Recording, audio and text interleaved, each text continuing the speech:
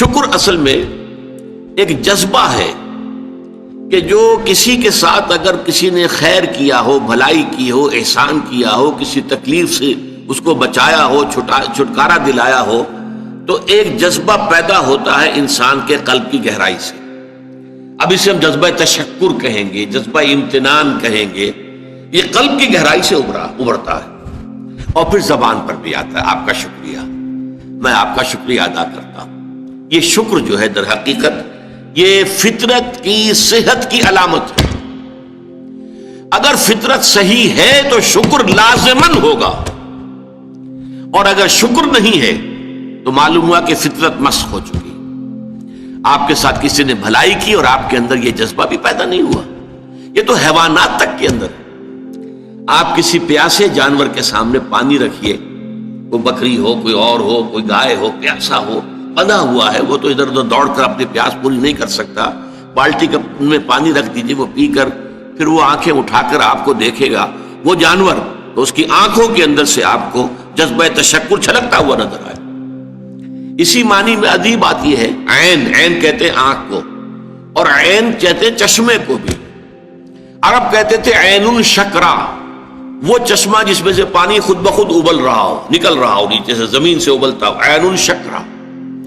اور دابۃ شکور کہتے تھے ایسے حیوان کو. آپ کے ہاں کو گائے ہے، بھینس سے بندھی ہوئی ہے، آپ اس کی ٹہل سیوا کر رہے ہیں، اچھی خوراک دے رہے ہیں، غذا دے رہے ہیں، نہلاتے بھی ہیں گائے بھینس کو، تو پھر اس کا ظہور اس کے بدن پر ہونا چاہیے، اس پہ فربہی آنی چاہیے. تو اس کو کہیں گے دابۃ شکور.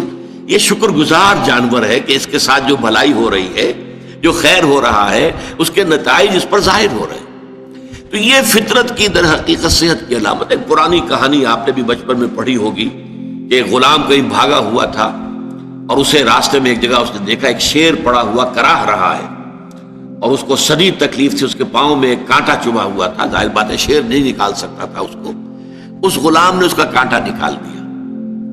اس شیر نے صرف اسے سونگھا اور چلا گیا.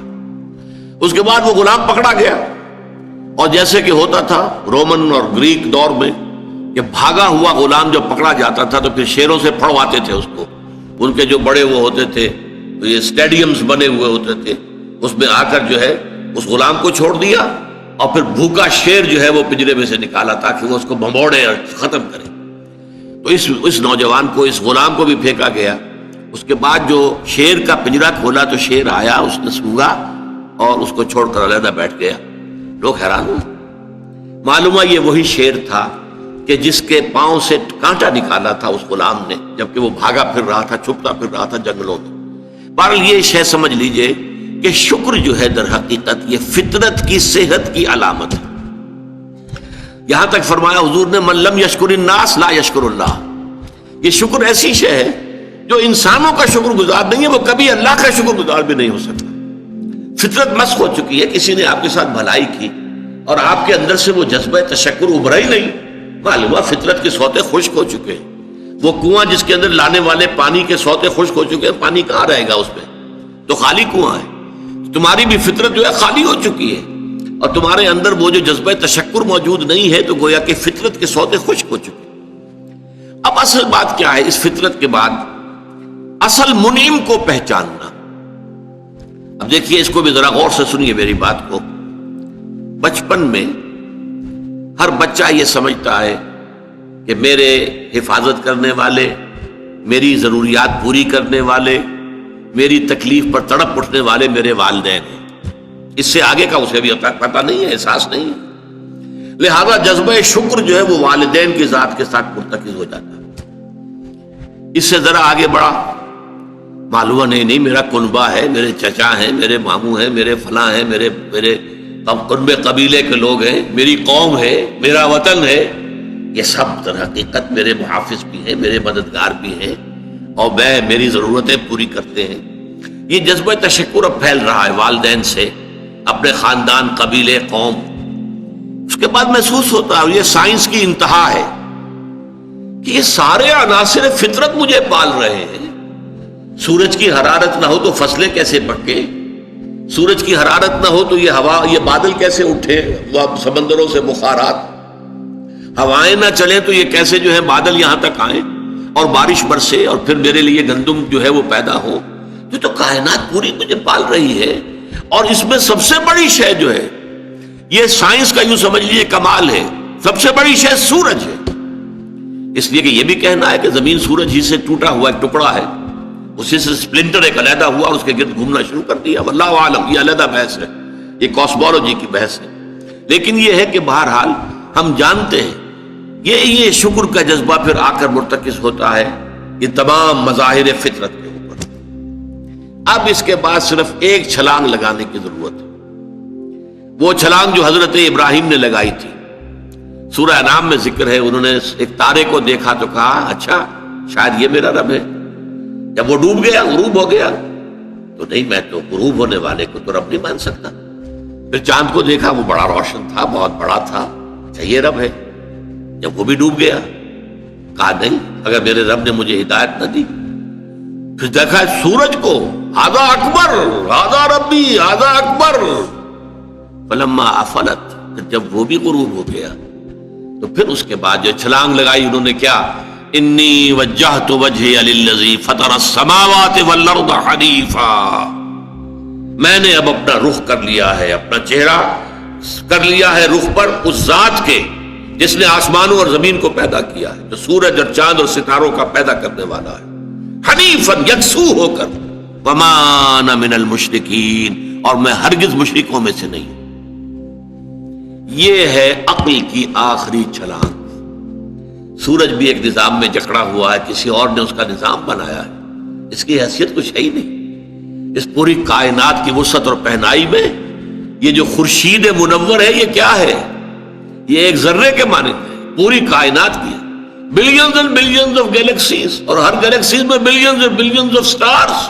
اندازہ تو کیجئے، اس کی وسعت کا کوئی تصور ممکن ہے؟ انسان کو چکر آتا ہے. یہ تمام جو ہے اعداد و شمار جو یہ آتے ہیں ہمارے سامنے ایسٹرونومی میں، چکر آتا ہے. سورج کی کیا حیثیت ہے؟ ہاں ایک ہستی ہے کہ جس نے ان سب کو جکڑا ہوا ہے، جس کے نظام میں ہے، جس کے قانون کے اندر یہ جکڑے ہوئے ہیں.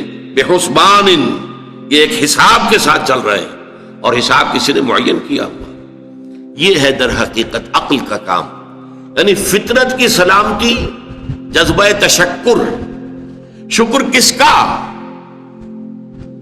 سب سے بڑی بات اللہ کا شکر. ایک بات اور نوٹ کر لیجئے، یہی جذبہ تشکر ہے جو پھر عبادت کی شکل اختیار کرتا ہے. دیکھیے شکر، آپ کے ساتھ کسی نے بھلائی کی، آپ کی فطرت کا تقاضا نمبر ایک یہ کہ اس کا شکریہ ادا کریں. نمبر دو یہ کہ آپ بھی کوشش کریں کہ کوئی میں بھی اس کی خدمت کروں، میں اس کو بدلہ دوں. هل جزاء الاحسان الا الاحسان، بھلائی کا بدلہ سوائے بھلائی کے اور کیا ہو سکتا ہے؟ لیکن فرض کیجئے کہ وہ ہستی اتنی بلند و بالا ہو، والدین کی آپ کچھ نہ کچھ خدمت کر کے کچھ کسی درجے میں، جو انہوں نے بچپن میں پالا پوسا تھا، کسی درجے میں آپ اس کا جواب، اس کا بدلہ دے سکتے. بڑھاپے میں یہ ہے کہ انہیں فلا تقل لهما اف ولا تنهرهما، انہیں اف تک نہ کہا جائے، انہیں جھڑکا نہ جائے، ان کی اطاعت کی جائے، ان کی فرما برداری کی جائے. ہاں ناحق بات میں ان کی بات نہیں ماننی، شرک پہ مجبور کریں تو ان کو نہیں ماننا، ان کے حکم کو، لیکن باقی یہ اور چیزوں کے اندر ماننا. تو یہ سارا معاملہ یہ کسی نہ کسی درجے میں آپ نے اسے بدلہ دے دیا اور جو بھی ہے. لیکن جہاں کہیں ایسی ہستی کا شکر ہے کہ جسے آپ کو بدلہ دے نہیں سکتے، سورج کو کیا بدلہ دیں گے، وہاں یہی جذبہ تشکر جو ہے جذبہ عبادت میں ڈھل جاتا ہے. ہاتھ جوڑ کے کھڑے ہو گئے سورج کے سامنے، ڈنڈوت کر رہے ہیں، سجدہ کر رہے ہیں. یہ کیا ہے، کیوں ہے؟ یہ وہی جذبہ تشکر ہے کہ اس سورج ہی سے ہمارا سارا نظام چل رہا ہے، میرا پورا وجود یہ در حقیقت اسی کے ذریعے سے اس کی ساری ضرورتیں اور سارے تقاضے پورے ہو رہے ہیں. یہی جذبہ تشکر ہے جو جذبہ عبادت کی شکل اختیار کرتا ہے. اور جب جذبہ تشکر صحیح جگہ جا کر لگ گیا، یعنی جیسے کہ میں مثال بارہا دیتا رہا ہوں کہ اگر آپ کو کسی اونچی فصیل پر چڑھنا ہے اور آپ کے پاس جو ہے وہ ایک کمند ہے، تو پہلے کمند کو آپ پھینکیں گے اونچا، آپ کے بازو میں طاقت ہونی چاہیے. اگر بازو میں طاقت ہی نہیں ہے تو کمند کہیں قریب ہی جا کے اٹک گئی تو جہاں تک وہ اٹکی ہے وہیں تک چڑھ سکتے ہیں نا، اس سے آگے تو نہیں جا سکتے. تو کمند کو پہنچانا ہے پہلے اونچائی تک. اب دیکھیے اس کو اقبال نے کہا ہے یزداں بکمن داور، اے ہمت مردانہ، تمہاری کمند یزداں کے ساتھ جا کر جڑے، اللہ کو پہچانو۔ تمہاری عقل کا جو ہے در حقیقت امتحان یہ ہے کہ اصل منعم حقیقی، اصل محسن حقیقی، اس کے انعامات، اس کے احسانات، اس نے تمہیں پیدا کیا، تمہاری ضرورت کی چیزیں پیدا کی۔ ان تعدوا نعمت اللہ لا تحصوها، اگر تم اللہ کی نعمتوں کو گننا چاہو کبھی احسان نہیں کر سکتے، کبھی ان کی گنتی نہیں کر سکتے۔ اس کے لیے تمہارا جذبہ شکر جو ہے وہ ڈھل جانا چاہیے جذبہ عبادت میں۔ اور یہاں اس رکوع کے اعتبار سے اس کے جو سب سے بڑا مظہر ہے وہ اب آ رہا ہے، وَإِذْ وَلَقَدْ آتَيْنَا لُقْمَانَ الْحِكْمَةَ أَنِ اشْكُرْ لِلَّهِ، أَنِ اشْكُرْ لِلَّهِ، گویا کہ حکمت کا تقاضا یہ کہ شکر کا جذبہ اللہ تعالیٰ کی ذات کے ساتھ وابستہ ہو جائے۔ وَمَن يَشْكُرْ فَإِنَّمَا يَشْكُرُ لِنَفْسِهِ، اور جو کوئی شکر کرتا ہے وہ اپنے بھلے کو کرتا ہے۔ اللہ کا کوئی کام نہیں بنتا اس سے، اللہ کی کوئی ضرورت پوری نہیں ہوتی، وہ ضرورت سے مبرہ ہے، منزہ ہے، اعلیٰ ہے، عرفہ ہے، اس کی کوئی ضرورت نہیں، احتیاج ہے ہی نہیں، وہ محتاج نہیں ہے، وہ تو غنی ہے۔ تو اس لیے فرمایا من یشکر فانما یشکر لنفسہ، لنفسہ سے مراد کیا ہے؟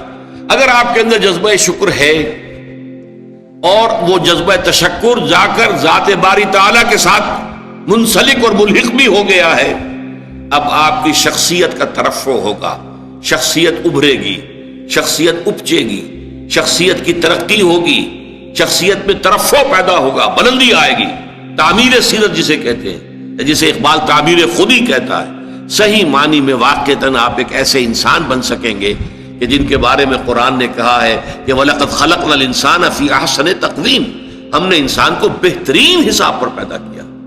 وہ انسان بننے کے لیے ضروری ہے کہ آپ کی فطرت سلیم ہو اور عقل سلیم۔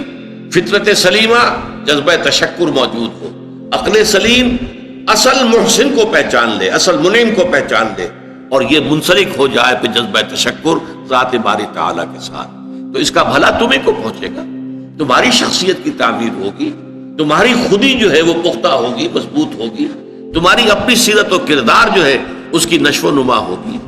وَمَن يَشْكُرْ فَإِنَّمَا يَشْكُرُ لِنَفْسِهِ وَمَن كَفَرَ، اور جو کفر کرے فَإِنَّ اللَّهَ غَنِيٌّ حَمِيدٌ، تو اللہ تو